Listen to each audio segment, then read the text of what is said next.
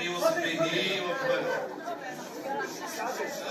شرى الحضور الكريم اخواني اخواتي رجال ونساء الاعلام، السلام عليكم ورحمه الله وبركاته ومرحبا بكم في مقر العداله والتنميه. كلكم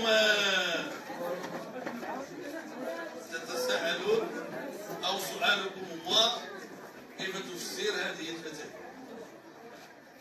ولماذا احتاج الى تفسير؟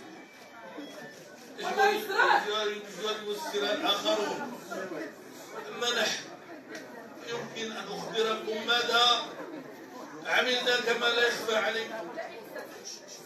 نحن بدانا مسارنا السياسي قبل اكثر من 20 سنه، اندمجنا في محيطنا ومجتمعنا تدريجيا، محيطنا السياسي ومجتمعنا السياسي واحزابنا السياسيه. انتقلنا من 9 ديال النواب البرلمانيين 42 في 2002 ل 46 في 2007 ل 107 في 2011. انتقلنا من 600 مستشار ل 1500 مستشار 2009 رغم الظروف التي تعلمون. يعني الان شنو معنى هذا؟ معناه ان الشعب كيشوفنا شويه بشويه وتيثق فينا شويه بشويه، وهذا الشيء باقي الحمد لله مستمر. ولحد الان حزب العداله والتنميه من خلال الناس ديالو، من خلال المساهمه ديالو في التسيير ديال الجماعات اللي كيسير دابا بين 40 و 50 جماعه اللي كان كيسير قبل، كان قبل كيسير كذلك واحد العدد ديال الجماعات. من خلال التسيير ديالو للحكومه المغاربه عجبهم العداله والتنميه، صوتوا عليه. شو مشكلتكم عندكم؟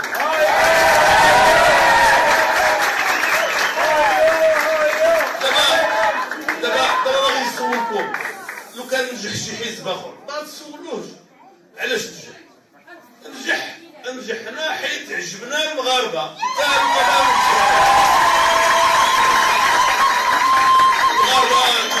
المغاربه عجبهم هذا الحزب، يعني داير البلاد هي الاولويه، الحزب في مرتبه ادنى، مصلحه البلاد دائما هي الاولى. الناس يديهم نظيفه، كيبذلوا مجهودهم، الحمد لله كيوفقهم الله تعالى. قولوا لي علاش ما بغيتيوش الناس يصوتوا علينا؟ الا كتشوفوا شي سبب شرحوا لي.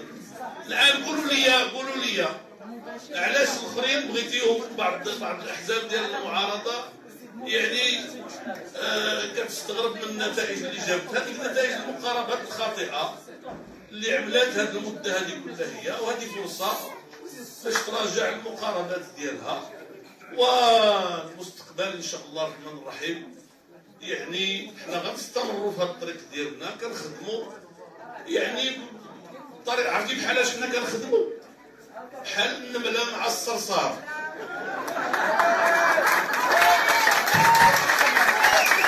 عقلتيو على النمله مع الصرصار؟ النمله كانت كتجمع الماكله والصرصار كيغني. ملي جا الوقت ديال المشقه النمله لقات على الرصيد ديالها والصرصار لقى الغنى ديالو، فهادو بقاو كيغنيو ضد بن كيران. وهذا بن كيران اش دار لكم؟ ما دار لكم والو. ها الشعب دابا رد عليكم. ايوا بغيتو تفهموا بغيتو تستمروا ضد بن كيران استمروا، ماشي بس بكري.